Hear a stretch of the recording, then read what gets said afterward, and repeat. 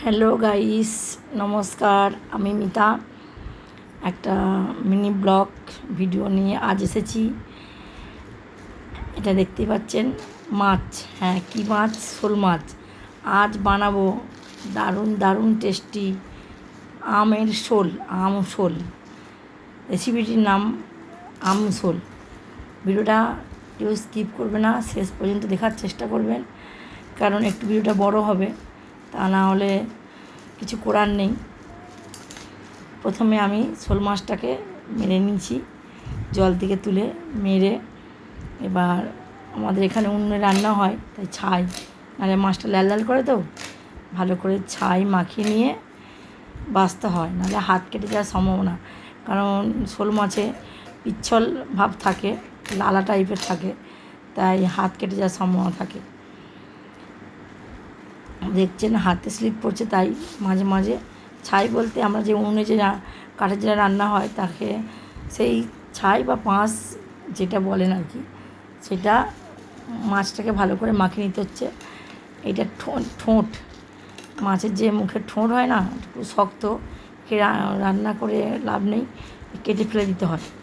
কারণ কাঁটা কাঁটা টাইপের থাকে দাঁত, তো একটা দুদিকেই উপর নিচ কাটতে হয়, খুব শক্ত, হাত কেটে যাওয়ার সম্ভাবনা থাকে বেশি, তাই প্লাস্টিক দিয়ে ভালো করে চেপে ধরে কাটছি। হ্যাঁ, শোল মাছ কাটা একটু কঠিন আছে, একটু সময় বেশি লাগে, আর কাটতেও সময় লাগে, কারণ আঁশ ছাড়াতে সময় লাগে।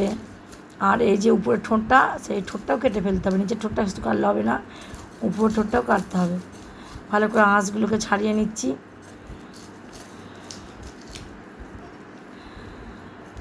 শোল মাছের কয়েকটা কথা বলি। শোল, কই, চ্যাং, ল্যাঠা, এই যে মাছগুলো হয় না, এগুলো বেশিরভাগ ডোবা পুকুরে, এগুলো জমি যেসব ছোটো ছোটো পুকুর থাকে, এইসব মাছগুলো হয়। এই মাছগুলো কিন্তু খুবই উপকারী। মাগুর মাছ, শিঙি মাছ, এই মাছগুলো বিশেষ করে যারা একটু রুগী টাইপের হয়, তারা খাওয়া খুবই উপকার। এমনি সুস্থ মানুষও খাওয়া যাবে, সবাই খেতে পারে, কিন্তু ওনাদের খেলে যাদের গায়ে রক্ত কম আছে, হ্যাঁ, সেই সব মানুষগুলো এইসব মাছগুলো খেলে তাদের গায়ে রক্ত তৈরি হবে। তাই শোল মাছের দামও বেশি হয়। এটা আমাদের পুকুরে ধরা, পুকুর থেকে ধরেছি, মানে মাছ কম, জল বেশি, পুকুরকে ছিঁচা হয়েছে, ছিঁচে জলটা ছিঁচে ফেলে দিয়ে তারপরে মাছটা ধরা হয়েছে। আর এইসব মাছকে ধরা খুবই কঠিন, জল একদম শুকনো করে দেওয়ার পর তবে ধরা যায়। জল থাকলে ধরতে খুবই অসুবিধে, পাখি ফুটে যাবে, ধরতে গেলে হকি যায়।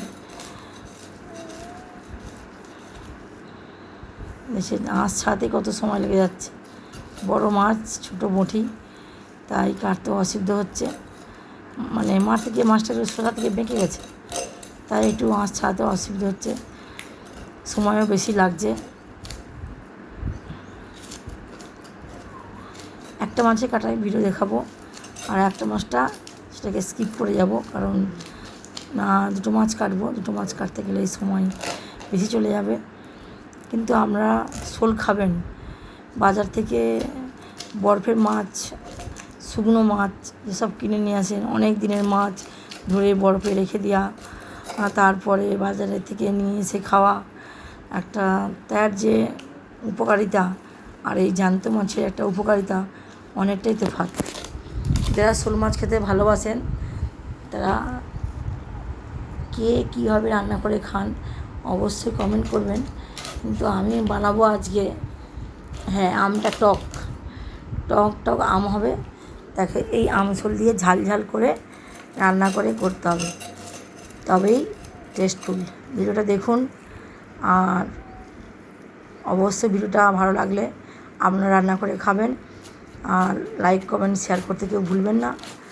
দেখছেন ভোটে কিন্তু ধার আছে, মাছটা এতটা মোটা দেখছে মাথাটা, ওই জন্য সময় বেশি যাচ্ছে। দেখুন কটা পিস হয় এই মাছটাতে। বাড়িতে কেউ নেই, ছেলেও এই মাছ খায় না, আর আমি একা খাবো। শোল মাছটা ছেলে খায় না, শোল মাছ কি যে কোনো মাছই খেতে চায় না, আর এই বাঁশ পাতা কি ভোলা এই টাইপের মাছগুলো খায়, জ্যান্ত মাছগুলো খেতে চায় না। বড় পিস করছি কারণ হচ্ছে বড় পিস পিস করে রান্না করে রেখে খাবো ফ্রিজে রেখে রেখে, কারণ হচ্ছে নাহলে তো সম্ভব নয় এত মাছ একসঙ্গে খাওয়া।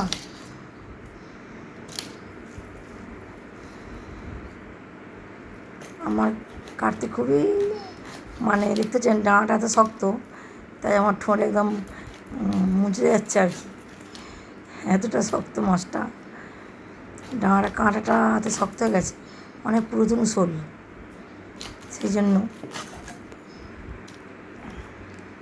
ব্যাস সেটা লেজটা একটু বড় রেখে রাখি, লেজটা খেতে ভালো লাগে, যে লেজ খায় সে কী হয় রাজা হয়, না মাথা খেলে বুড়ো হয় আর লেজ খেলে রাজা হয়।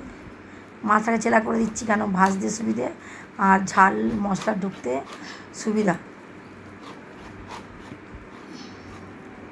দেখছেন মাছ কাটতে আমার কত কষ্ট হচ্ছে। হ্যাঁ, সব মাছই কাটতে পারি, শোল মাছও কাটতে পারি, কিন্তু একটু সময় লাগে বেশি আর কি। তাই বারান্দায় বসে পাখা চালিয়ে কাটতে বসেছি, মানে অনেকটা সময় চলে যাবে তো, তাই নিচে বারান্দায় বসে নি, বারান্দায় বসেই কাটছি।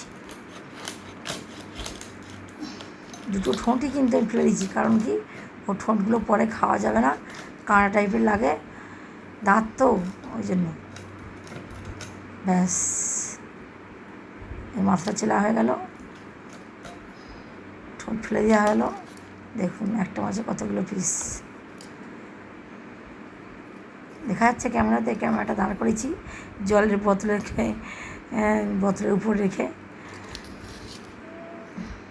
দুটো মাছ কাটতে সময় লাগবে, তাই একটা মাছ কাটা দেখালাম। এবার আমাদের সাবমার্সিবলের কলের জল আছে, সেই জলেতে ধুতে যাবো, চলুন। গামলায় করে আগে জল নিয়ে নিলাম, ভালো মানে লাল লাল করবে, ভালো করে জলটা এলকিয়ে ধুয়ে নিয়ে তারপরে আবার যেটুকু আঁশ রয়ে গেছে সেটাকে আবার ভালো করে দেবো। দেখছেন কত পরিষ্কার করে ধুলাম, অনেকটা সময় লেগেছে। আর পুরো মাছের ডিম, সব ফিমেল মাছ, মেয়ে মাছ, তা ডিম ভর্তি। এখন সিজন হয়তো ডিম ছাড়তে হয়তো ডিম হয়ে গেছে, বাদ বাকি এইটা 5 পিস মাছ রান্না করব আর এই ডিমটা ভাজা করব, বাদ বাকি মাছ সব ফ্রিজে তুলে রাখলাম।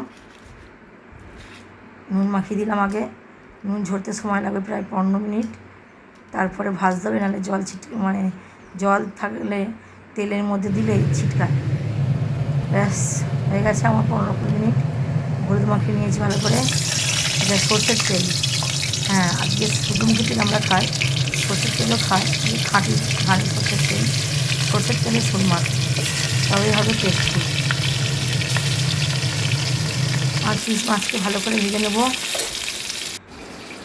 ব্যাস একটু তার সঙ্গে কাঁচা লঙ্কা, আদা রসুন বেটে নিলাম। এবার এই যে একটা আমে তরকারি করেছি, এবার এর সঙ্গে দেবো, আমটা একটু ভাজা ভাজা হলো, এই যে কাঠ মশলা, তেজপাতা, এবার এগুলো একটু নাড়াচাড়া করে নিতে হবে। গরম ভাতে আমি আদা রসুন কাঁচা লঙ্কা বেটেছিলাম সেই পেস্টটা দিয়ে দিলাম। কাঁচা লঙ্কা খেলে পেট ঠান্ডা হয়, কাঁচা লঙ্কা খেলে অনেক অনেক গুণ উপকার।